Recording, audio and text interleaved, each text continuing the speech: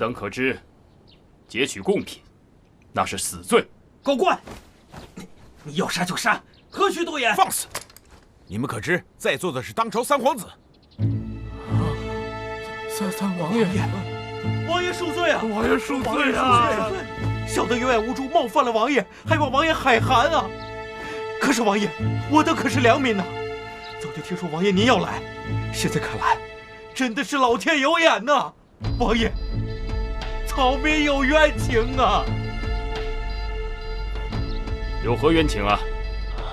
今年我们这里遭遇大旱，民间也闹了饥荒，百姓流离失所不说，朝廷还不减免赋税。王爷，我等也是没有办法，才将这贡品藏匿在此，只有这样，才能够救济灾民呢。王爷，是啊，哼，一派胡言！朝廷得知西南大旱，早已责令地方官员酌情减免赋税。王爷，草民绝无虚言呐。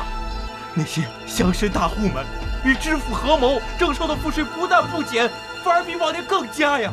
王爷，我等也只是想讨个活命啊！王爷，就凭你一面之词，本王怎可信你？他们没有说谎。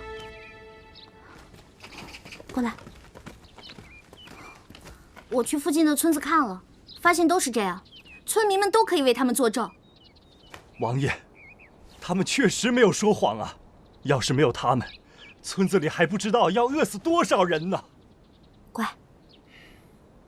既然如此，就待本王体察民情之后再做决断。若你们所说属实，本王定会还你们一个公道。好了，你们都下去吧。谢王爷，谢王爷。这可如何是好？如何是好啊！舅父，这父皇现在肯定是偏向的谢延琪了。王爷，休要急躁，越在此时，才越要沉着应对。眼看着皇位就要旁落他人，你让本王怎能不急躁？若是老三手里有证据，一切都晚了。我看咱们还不如一不做二不休，直接杀进皇宫，逼那老家伙退位。万万不可啊，王爷！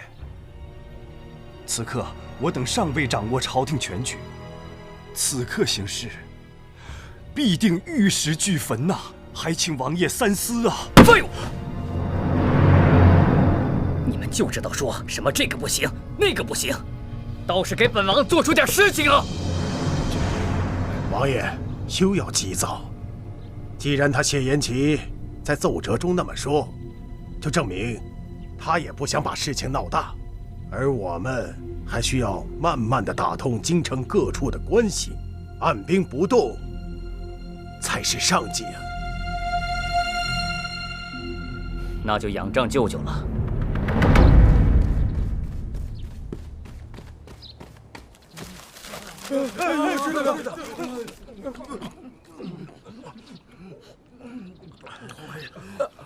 喂，冰块莲，你没事吧？哎。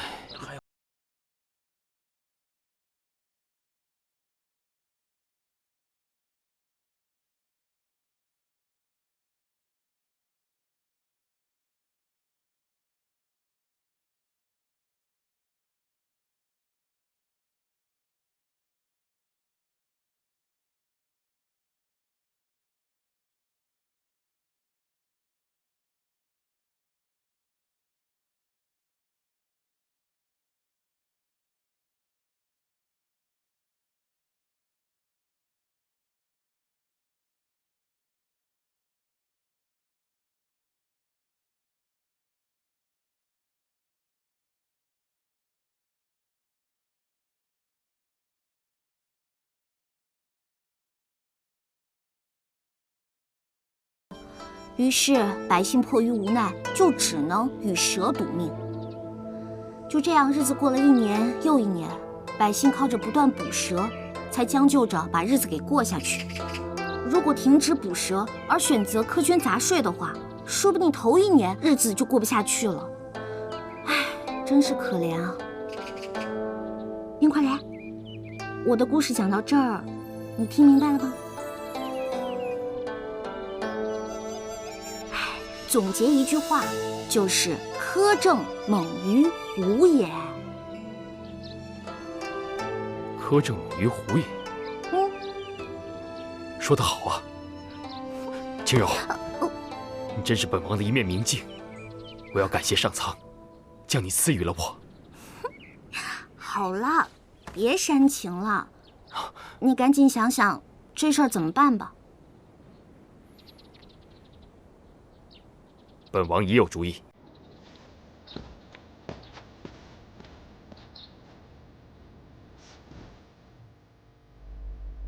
父皇，儿臣此番西南之行，得知贡品失窃真相，这一切都是地方贪官苛捐杂税、欺压百姓所致。百姓也是为了求生，才不得不铤而走险，盗窃贡品。若不是儿臣亲眼所见，也定不能相信。因此，儿臣先斩后奏，将那些榨取百姓的贪官污吏就地正法。其次，背后头目也都已押解回京，待父皇发落。至于劫取贡品的村民，依儿臣看，他们也是要将贡品用于赈灾之术，心地还是善良的。因此，儿臣已让他们戴罪立功，以观后效。另外，西南旱灾，粮食欠收。儿臣切身考察后发现，其中也有灌溉不利之因。此次出行之前，儿臣曾命工部杨主事制作了一台水车，大约几日就完工。若完工后尽快推机使用，会解决旱灾一事。父皇，苛政猛于虎也，儿臣斗胆望父皇下旨，减免西南赋税3年，以示皇恩浩荡，而严其敬上。苛政猛于虎也。好，来人，皇上有何吩咐？拟诏书。水车一事，你进展的如何了？爹，孩儿已完成7、7、8、8，只待什么？这都什么时候了，你还在说只待的？王爷如此抬举你，给了你机会，你还不好好把握？我们杨家世代为官，为父，更是本朝建制以来第一个大3元，而你，却只是个同进士。若是此事不能做得妥妥帖帖，我还有何颜面面对列祖列宗？大人，宫中来人了，快请。是。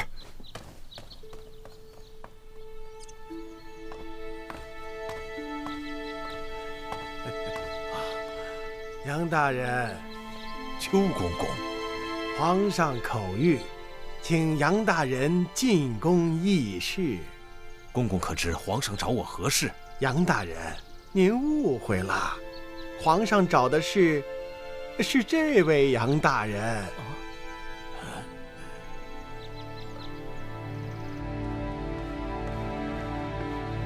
皇上，参见皇上。好啊，若不是亲眼所见，朕还真难以置信。这水车果然可以把水从低处引到高处，效率之高，此乃造福于万民的好事。你等立此大功，朕一定要重赏你们。对了，你就是秦柔口中的周大同？草民正是。好，哈，你可想当官呐？皇上，草民就是个粗人，当不了官的。若是皇上以后有事，差人找我便是。我大同定当尽心尽力。好，爽快。既然不想当官，那你要什么赏赐啊？皇上，此事说来恐怕有些不妥吧？哎，有何不妥？说。不瞒皇上，草民在长乐街上，开了家店。草民斗胆想向皇上求个墨宝，还请皇上帮我提个额匾。放肆！不送就不送呗，你这么凶干什么？皇上。妨。除此之外，朕还要赏你黄金100两。谢皇上。你就是杨大学士的公子。启禀皇上，微臣正是。杨大学士求见。宣。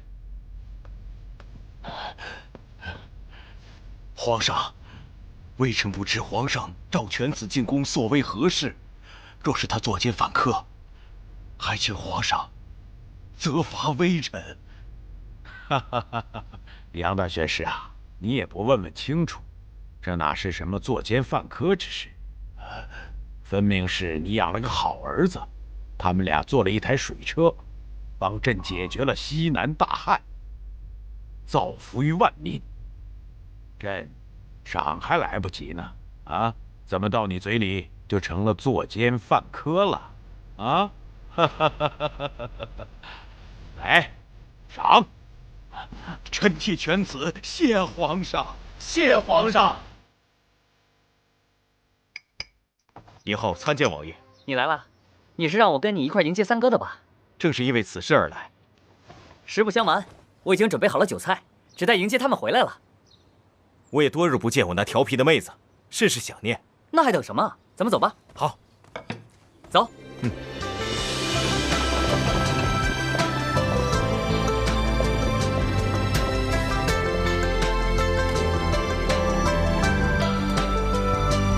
三哥回来了啊，四弟，王爷。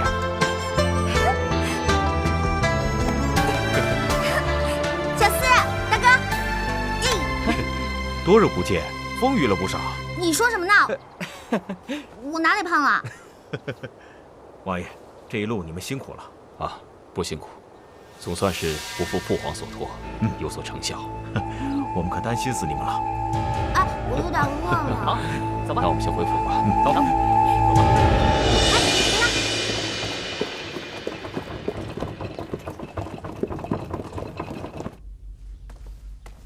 儿臣参见父皇。琪儿，不知父皇龙体是否安康？琪儿不孝，多日不能侍奉在旁。朕的身体你是知道的，琪儿啊，当初听到你遇袭的消息，朕坐卧不宁啊，生怕你像你大哥一样。琪儿有父皇庇佑，自然吉人天相，父皇莫要担心。父皇，儿臣寄给您的信，您可收到？啊，收到了。那些贪官污吏，朕一命刑部处理了。水车之事，朕已下令，各地府衙照批制作，大兴水利，造福于民。父皇明察，万民有福。儿臣替百姓谢过父皇。起来吧，琪儿。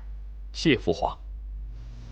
来与父皇谈一谈你在路上遇到的奇闻奇事啊。好。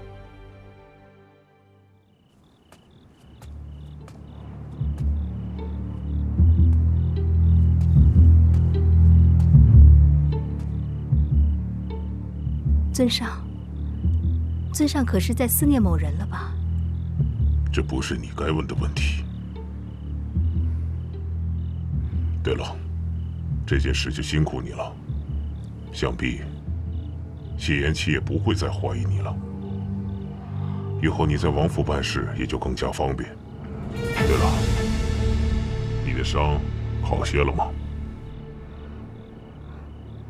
舒儿的伤已无大碍，多谢尊上关心。天色也不早了，早点回去休息吧。这是干什么？放开！我不放！难道你还不明白舒儿的真心吗？放肆！看到你嫌弃我。我早就跟你说过，你我是不可能的。为什么？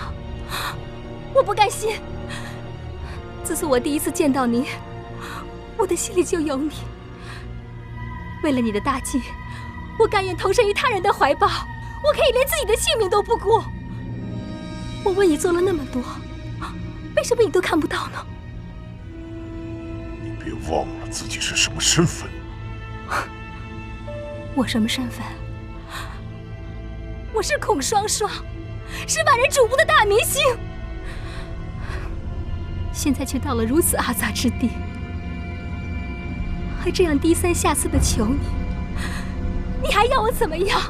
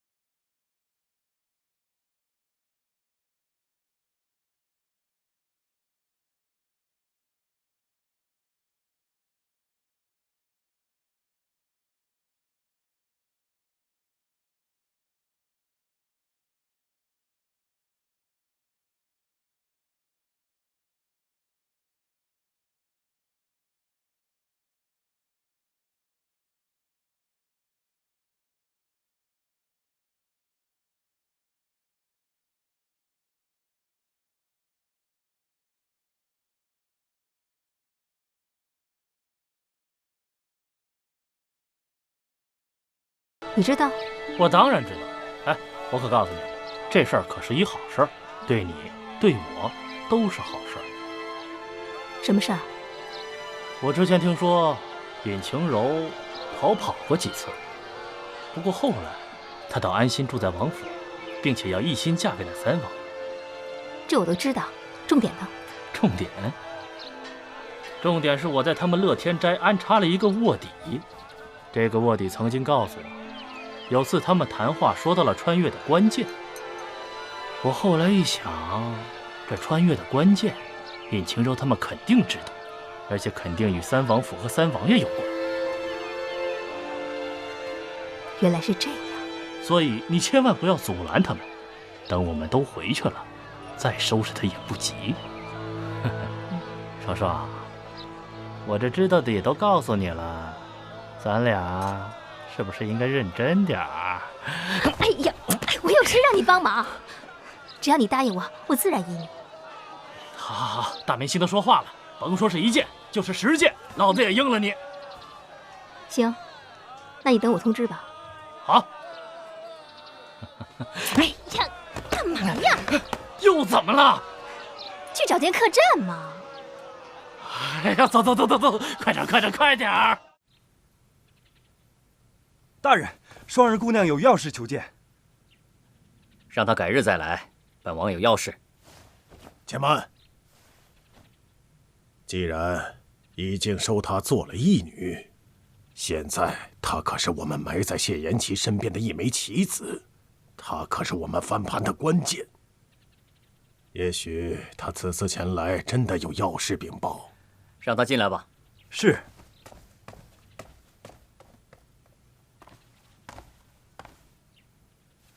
义父，王爷，双儿，为何事冒险前来见二王爷啊？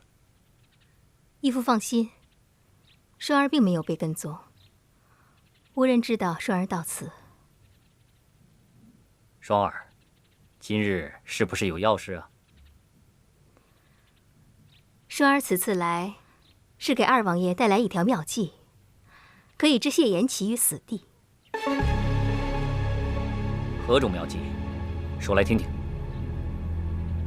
双儿有办法栽赃嫁祸谢延琪，嫁祸他当日西南之行遇刺，乃是他谢延琪自己策划。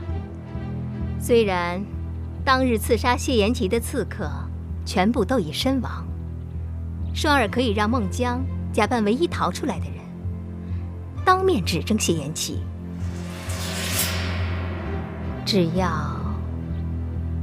要什么？只要双儿能当面见到当今圣上。什么？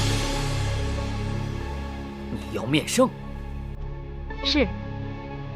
只要双儿能面圣，皇上必会相信，双儿便以此为证。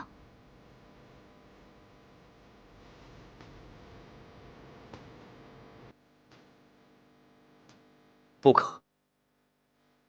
此事已盖棺定论，本王不想再生事端。义父，请相信双儿，只要双儿能面圣，此计必成。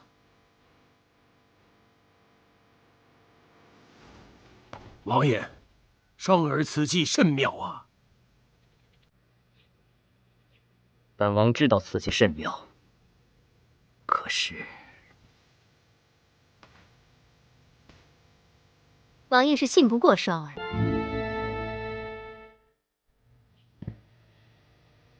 既然王爷信不过双儿，那双儿也只有撞死在这堂前，以死来明志。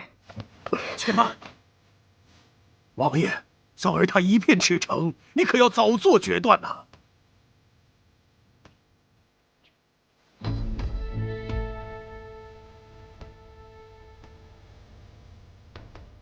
好，既然如此，那就试试吧。双儿还有一事。说。双儿希望王爷此事过后